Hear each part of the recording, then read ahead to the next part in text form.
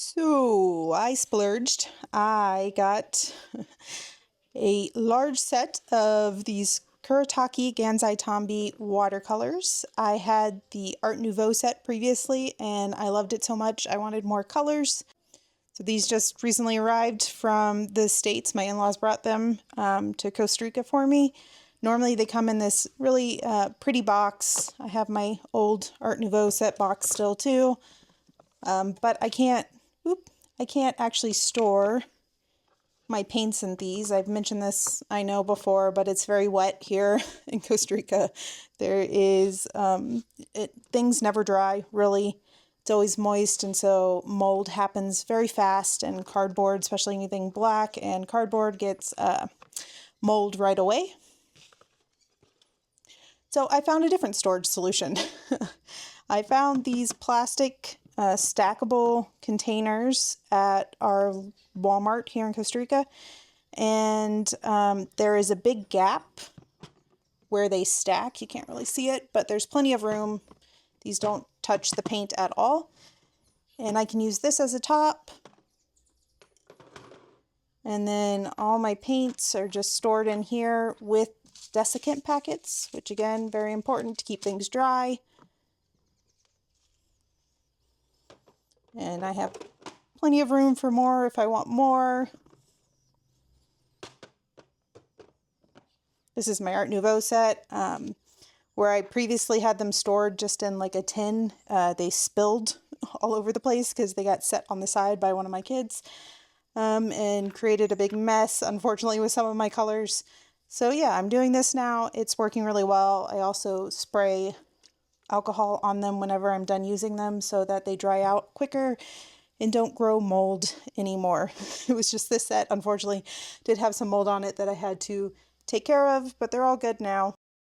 All right, so in this video, I'm not going to swatch everything out. I will show you what it looks like swatched out real quick, but we have a lot of videos on YouTube that show swatching of these, and I think it's more exciting to actually show you a picture and a drawing that I've done. So I'll do that here in just a moment after I show the swatching out.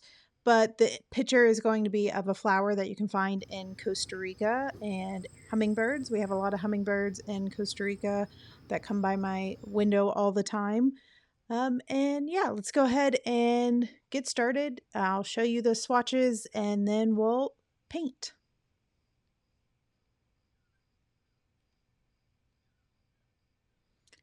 So I was going to show you this quick swatching, but my dog decided she wanted to distract me. She saw me in my office recording.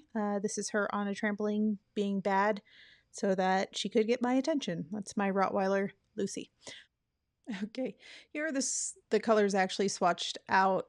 Some of them weren't completely dry because, like I said many times here, that everything takes forever to dry in Costa Rica. But these are the reds, yellows, and greens, and they're all very beautiful colors. And then our blues, purples, browns, and a few golds that come in the set. These are colors that I'll definitely be using in a lot of different paintings. World Watercolor Month is coming up next month in July, and I want to try to use these watercolors in particular. Also, the new gouache that I got. I just did a short that you can watch. I'll try to link to where I was testing out the Turner acrylic gouache that I'll want to use, and more of my water-soluble pastels and watercolor pencils all throughout the next month. All right, so let's get to painting this flower and hummingbird. There's some reggaeton in the background here you might hear, but I'm laying down a wash first, just a lighter green color that came in the set. I think I mixed both a light green that was in my Art Nouveau and then also in the 48 set together.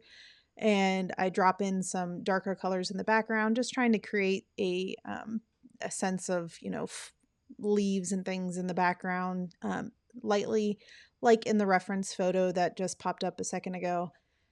And then I start laying down some red, kind of a mid-tone red, before I go in with my darker colors and my highlights.